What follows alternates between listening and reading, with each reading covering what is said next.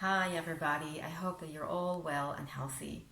I've chosen to make this video about how to deal with negative emotions because I can see that some people are having a hard time, they're struggling. So the first thing I would like to say is that there's nothing negative about having feelings that perhaps are less wanted than the other ones.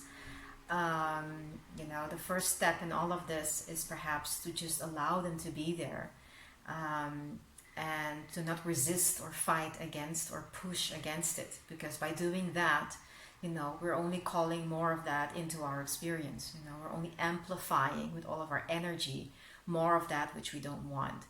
And so, the first thing is to just realize that, okay, this is a good indicator, that can help me as a guidance, showing me what I'm doing, making me aware of what I'm doing. And that is by going a little bit back before I started arriving in this feeling, to ask myself, what was I thinking? What was I contemplating before I arrived in this emotional state? Was I perhaps not in the present moment? Was I wandering off to a future moment? Oftentimes when we are anxious, in a state of anxiety, it's because we are in the future contemplating some kind of doom scenario. All we have to become aware of in that is that we are consciously or unconsciously choosing some kind of horrible scenario, some doom scenario. So you ask yourself, is that really happening right now? Is it really, can I be 100% sure that that's really happening right now? And if so, is it happening in my world right now, in my living room? Is that me? No, it's not. Most of the time, hopefully. So, and a lot of that stuff is not even happening anywhere. All you have to do is ask yourself, how true is that really? And that already puts you in a realization of, that's just a fantasy and it's not happening. So if that's not happening, and if it's just a story in my head, why should I choose that one? Why not choose a story that's much more fun or much nicer? And why don't I look for evidence to back that up? Oftentimes we choose the doom scenario and then we start looking for evidence to back that up in the news, in the media, etc. Why do that? Why not go to the positive one, a nicer story, and look for the evidence to back that one up? Because that's there as well. We just don't often choose to find it, but it's there as well. So, being aware of the fact that you're not being in the present moment is a first realization to stepping out of that funkiness. And, that simple shift can already put you back in a state of ease. And then if it's not that, if it's just, perhaps your partner in the room snapped at you because they themselves are going through a difficult time and are struggling themselves, but you're taking it personal and you're making it all about you again not being good enough, and yeah, there comes that belief again, and there comes those feelings again. That's again a choice of perceiving it. You perceived it in a negative way. You can also choose to perceive it from a neutral perspective and say, okay, my partner's going through a difficult time. They woke up with a bad mood today. I'm not gonna per se have that dictate my feeling. If they're in that space, okay, well, that's then them. It has nothing to do with me. I can still choose to be happy and not let that affect me. I can go in another room and choose things that I like and enjoy, and let that person keep their energy and space to themselves, and just do the things that are good and working for me. I don't have to be dragged into that. It's a choice. Circumstance, yes, it's there for all of us, but how we're going to go about it, how we're going to feel about it, how we're going to act upon it is up to us. We can put ourselves in a victim position where we have no choices, where we are completely powerless. When it's all put onto us, we can then complain about it, feel miserable about it, feel sad about it, cry about it with everybody. Or we can realize, but wait a minute, I can also choose to go about it from a more creative perspective and look for possibilities, look for opportunities, take a piece of paper and a pen, look on the internet for evidence that can back that up. find ideas that can help me cultivate something that could work, something that could feel good. I can go into the kitchen. I can make myself a cup of coffee. I can stand and hang above the machine and get all these aromas into my system and, enjoy the fragrance of it. I can take a warm shower and feel my body relax and my muscles relax without contemplating the electricity bill that's not there yet. That's not, that's a future moment. Stay present, stay here. Choose the things that make you feel good, And if there are some emotions that keep coming back, it's probably because there's a belief system that you have been cultivating for a very long time, and that you have become so familiar with, and that your body has memorized in a way that is not so easy perhaps to transform into some easiness and joy and pleasure. So that might take a little bit more, and I do processes to work through emotional baggage, if you will, or stuff that's holding you back, from connecting with that goodness.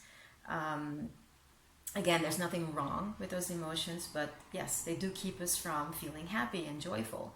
So if you would like to work through that, I have some great processes that can help you clear that out. But not in this video because it would take too long. But you can send me a direct message after this video, and we can do an online one-on-one session where we can work on clearing that a little bit out, or all of it. So yeah, I think that's about it, guys. The main key again to take out of this is that you have that choice, and become aware, when you feel anxious, when you feel sad, become aware. First of all, don't fight it, allow it to be there, sit with it, and then ask yourself, what was I contemplating before that?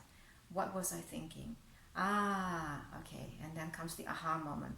And then you realize, this is this old belief again that triggered something from happening in my current experience, and that puts me in this loop where I keep going on and on and on, where something happens, I feel a certain way, then I put that back into the field and it keeps coming back to me. It's this loop where I keep running around in, and yeah, there is a way of breaking that.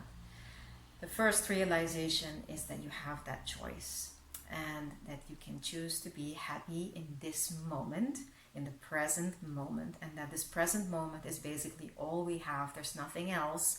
And if I can be happy right now, in this split second, just by choosing a nice cup of coffee and deciding that I'm going to put all of my attention, my focus and energy in that, and exploring that with all my senses, by smelling it, by tasting it, and by finding the joy in that, I can take that moment and milk it out to the rest of my day. I can start with that and then milk it out for the rest of my day, and bring it to the next moment, and then another moment, and then another moment. And so before I know it, I have a chain of moments of happiness that make my day, and that day can become a couple of days in the week, and then weeks to a month, and to a year, and to a lifetime of happiness. It's not like going to a wall, flipping the switch of the light, and suddenly I have a whole lifetime of happiness. No, it's by choosing happiness in each moment. It's from moment to moment, and a lot of those moments make for a bigger moment in time, for a whole lifetime, if you will. So that's how it goes. So it's all about awareness, where you put your focus and attention, the choice that you have, and acting upon that. I hope this is of help to you. If you're watching this on YouTube, don't forget to subscribe. And your likes are so welcome. So guys, any questions, send me a direct message. I send you so much love. And if you still don't have any ideas on what can bring you joy and pleasure, go to my list on my Facebook page at Milu's Transformational Coaching, and you'll find a huge list of ideas on things that you can do. I'm also on Instagram from with love, from Milu's with love. It is. Yes, that's it. Enjoy, enjoy, and stay present. Mwah. Much love. Bye, guys. Oh yeah, you're thinking this video just ended? No, again, I have something to add. Just some practical tips that you can use when you're really, struggling to let go of this resistance that's inside of you, or something that doesn't feel nice. You can, for example, scream in a pillow. In the end, it's all energy, and you can move that energy by basically giving it some relief. So if you hold a pillow and scream into it so loud as you can, so you don't frighten all the neighbors, that can give you some sense of relief. Okay, it's like emptying your system with all of that feels yucky. You can, start exercising in the house, jump a little bit, move around a little bit, clean the house, put all your energy in there, just move it, literally move that energy. And then you start to feel again some sense of relief. Anything that can give you a kind of relief that is helpful. And it's energy. And the best way and most tangible tip I can give you is to move it. Okay? If anything else doesn't work, just move. So yeah, that's just something I wanted to add. And yeah, drink lots of water. It's also quite important. Drink lots of water. And there's also a lot of breathing that you can do by focusing your attention on your breathing and, start to connect with slowing down your breath. For example, if you close your eyes and slow down your breathing, that's also a very nice way of calming down, coming at a place of ease. But I find that especially people who are not familiar with breathing exercises or meditation, that then perhaps moving or screaming in that pillow until you feel a sense of ease or relief, that you're already back to a moment of more satisfaction. Okay? And why do I keep talking about satisfaction, relief, ease, feeling of goodness? It's because when we have that, when we are in that state, we are in alignment with our true essence. And that's where we are in our most powerful state of creation. Okay, when we are 100% aligned with who we really are, we are pulling in our reality the bliss of everything, and that just keeps pulling in more blissful moments. You want to be in a permanent state of blissfulness, so to speak, because that's going to keep you there, and that's going to draw in experiences that amplify that feeling, So you want to draw to you experiences from the state of being, from choosing the state of being. You're already drawing them in, whether you're aware of it or not, by your state of being.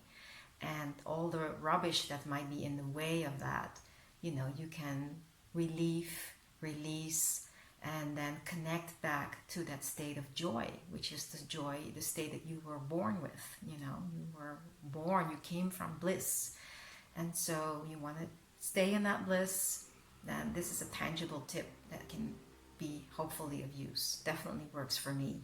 All right, guys. That was just something I wanted to add. Stay safe, stay good, and again, subscribe, like, it's all welcome. Mwah. Later.